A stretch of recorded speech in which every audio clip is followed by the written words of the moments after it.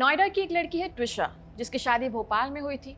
कथित तौर पर दहेज को लेकर ससुराल वाले लगातार उसे परेशान कर रहे थे। जैसे तैसे कुछ दिन बीते और फिर खबर आई कि ट्विशा की मौत हो गई है। ट्विशा के घर वालों ने ससुराल वालों पर आरोप लगाया।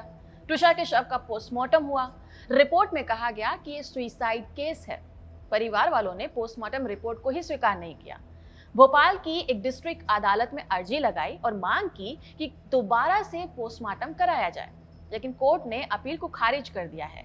पर ये पूरी तरह से नहीं खारिज हुआ है। कोर्ट ने भोपाल पुलिस को ये निर्देश दिया है कि वो किसी ऐसी सुविधा का पता लगाएं जहां शव को सुरक्षित रखा जा सके। ये निर्देश एम्स की एक रिपोर्ट के बाद दिया गया था। रिपोर्ट में कहा गया था कि -4 डिग्री सेल्सियस से कम तापमान पर बॉडी को रखने की सुविधा उपलब्ध नहीं है।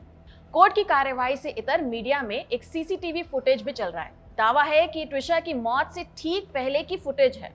पुलिस ने इस मामले में सास गिरिबाला सिंह और पति समर्थ सिंह पर केस तो दर्ज कर लिया, लेकिन गिरिबाला सिंह को अग्रिम जमानत मिल चुकी है, जबकि समर्थ सिंह अभी भी पुलिस की पहुंच से बाहर बताया जा रहा है। और अब इस पूरे मामले में एक नया एंगल उन कथित फोन कॉल्स को लेकर सामने आया है जो ट्विशा की मौत के बाद किए जाने का दावा है। रिपोर्ट्स के मुताबिक कुछ कॉल्स ऐसे नंबर्स पर हुई जो जजों, सीसीटीवी टेक्नीशियंस और कुछ खास लोगों से जुड़े बताए जा रहे हैं। आखिर मौत के तुरंत बाद ये कॉल्स क्यों किए गए थे?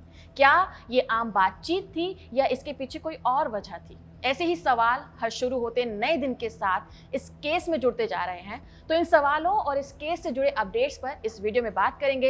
हेलो, मैं हूं डिम्पिका और आप देख रहे हैं खबर गांव।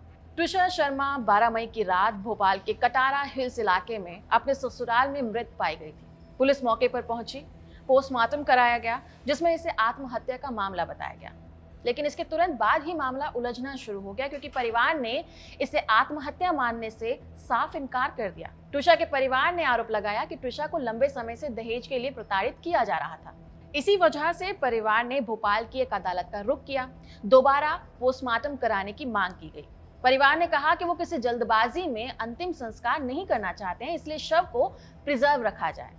जिसके बाद शव को भोपाल के ही एक मॉर्चरी में रखा गया, जहां उसे करीब -4 डिग्री सेल्सियस के सामान्य फ्रीजर टेम्परेचर में रखने की कोशिश की जा रही है। फिलहाल कोर्ट ने दूसरी बार पोस्टमार्टम की अपील को तो खारिज कर दिया है, लेकिन शव को -80 डिग्री टेम्परेचर पर प्रिजर्व रखने का निर्देश जरूर दिया है। ऐसा इसलिए क्योंकि अल्ट्रा लो टेम्परेचर शरीर के टिश्यूज, चोटों के निशान और दूसरे मेडिकल एविडेंस को लंबे समय तक सेफ रखने में मदद करता है, ताकि आगे जरूरत पड़ने पर फॉरेंसिक एक्सपर्ट दोबारा से जांच कर सके। लेकिन अब दिक्कत यह आ गई है कि कोर्ट ने जिस -80 डिग्री टेम्परेचर पर शव रखने की बात की है ना, वैसी फैसिलिटी मध्य प्रदेश में कहीं भी नहीं है, यहाँ तक कि एम्स भोपाल में भी नहीं। लिव लॉ के मुताबिक एम्स ने खुद ये रिपोर्ट देते हुए बताया कि उनके पास ऐसी सुविधा उपलब्ध नहीं है, जिसके बाद कोर्ट ने भोपाल पुलिस को ये सुविधा मुहैया कराने का निर्देश दिया है। भोपाल के मेडिको लीगल इंस्टीट्यूट के फॉर्मर डायरेक्टर डॉक्टर सतपथी का कहना है कि उनके हिसाब से अभी मध्य प्रदेश में ऐसी कोई मॉर्चरी है ही नहीं जहां शव को -80 डिग्री सेल्सियस जैसे बहुत कम टेम्परेचर पर लंबे समय तक सेफ रखा जा सके। इसी वजह से पुलिस और डॉक्टर्स भी समझ नहीं पा रहे हैं कि कोर्ट का ये आदेश आखिर वो पूरा कैसे करेंगे। अगर बॉडी को सही तरीके से सुरक्षित नहीं रखा गया तो क्या होगा? आमतौर पर अगर शव को सही टेम्परेचर पर प्रिजर्व नहीं किया जाता है तो समय के साथ साथ शरीर में डीकम्पोजिशन यानी कि सड़ने की प्रक्रिया शुरू हो जाती है। इसका सीधा असर फॉरेंसिक एविडेंस पे पड़ सकता है, जैसे कि चोटों के निशान, टिश्यू डिटेल्स या फिर दूसरे मेडिकल सबूत, ये खराब हो सकते हैं। ऐसे में अगर री-ऑटोप्सी की जरूरत पड़ी तो कई चीजें क्लियर हो ही नहीं पाएंगी। चलिए बात करते हैं केस की जांच को लेकर। इंडिया टुडे के मुताबिक अब जांच एजेंसियों की नजर में कुछ संदिग्ध फोन कॉल्स हैं। कथित तौर पर ये कॉल्स गिरिबाला सिंह के फोन से किए गए थे। ट्विशा के परिवार का आरोप है कि 13 मई को यानी कि ट्विशा की मौत के ठीक अगले दिन 46 ऐसे नंबरों पे कॉल्स की गई हैं जो जजों को गई है, सीसीटीवी लगाने वाले टेक्नीशियंस को की गई है और कुछ खास लोग उससे जुड़े हुए थे। परिवार इन कॉल्स को लेकर संदेह जता रहा है, लेकिन ये सब फिलहाल आरोपों की शक्ल में है। सच क्या है इसका जवाब जांच के बाद ही मिलेगा। एक और सवाल सीसीटीवी फुटेज को लेकर भी उठाया जा रहा है। परिवार का कहना है कि सीसीटीवी और टाइमिंग की गुत्थी अभी तक सुलझ ही नहीं पा रही है। सीसीटीवी में ट्विशा रात के 7:20 पर अकेली छत पर जाती दिखी थी। उस समय वो नॉर्मल लग रही थी। फिर करीब 1 घंटे बाद 3 लोग सीसीटीवी में ट्विशा को नीचे लाते दिख रहे हैं। नीचे आने का समय है 8:19, यानी ट्विशा 1 घंटे तक छत पर अकेली थी। इस 1 घंटे में क्या हुआ इसका कोई जवाब नहीं है। और यहीं से मामला और ज्यादा पेचीदा हो जाता है। ट्रिशा की सास गिरिबाला सिंह, जो कि एक रिटायर्ड जज है, उन्होंने बताया कि ट्रिशा को रात करीब 10:50 पर एम्स ले जाया गया था, जबकि एम्स की पोस्टमार्टम रिपोर्ट कहती है कि ट्रिशा को रात 12:05 पर लाया गया था, वो भी मृत अवस्था में। दैनिक भास्कर की रिपोर्ट के मुताबिक एम्स का कहना है कि ट्रिशा की जान रात 10:30 के करीब हुई थी, लेकिन जब मौत 10:30 बजे हुई तो सीसीटीवी में 8:15 बजे 3 लोग उसे नीचे लाते कैसे दिख रहे हैं, इसका भी कोई जवाब नहीं है। कटारा हिल्स और एम्स की दूरी लगभग 5 से 7 किलोमीटर की दूरी पर है।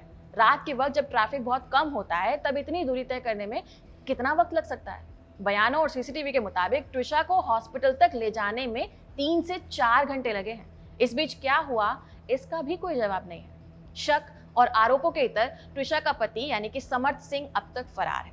समर्थ को पकड़ने के लिए 6 टीम्स बनाई गई है। 10,000 रुपए का इनाम भी घोषित किया गया है। इस बीच समर्थ के परिवार वालों ने कोर्ट से उसकी जमानत की मांग भी की है, लेकिन ये मांग जो है वो खारिज हो गई है। फिलहाल पोस्टमार्टम की मांग खारिज होने के बाद ट्रिशा शर्मा के माता पिता की तरफ से आगे हाईकोर्ट जाने की बात सामने आई है। टाइम्स ऑफ इंडिया रिपोर्ट्स के मुताबिक परिवार अब जबलपुर हाईकोर्ट का रुख कर सकता है। परिवार के वकील का कहना है कि वो ट्रिशा की सास यानी कि गिरिबाला सिंह को मिली अग्रिम जमानत को चुनौती देंगे और जरूरत पड़ी तो दूसरी बार पोस्टमार्टम कराने के लिए भी आगे की कानूनी लड़ाई जारी रखेंगे। इसके अलावा परिवार ने मुख्यमंत्री मोहन यादव से भी मुलाकात करके निष्पक्ष जांच की मांग रखी। सीएम ने भी उन्हें भरोसा दिलाया कि ये मामला काफी गंभीर है, इसलिए सरकार इस मामले की जांच सीबीआई को सौंपने के लिए एक पत्र लिखेगी। फिलहाल इस खबर में इतना ही। आपका इस पर क्या कहना है, कमेंट सेक्शन में जरूर बताइएगा। नमस्कार।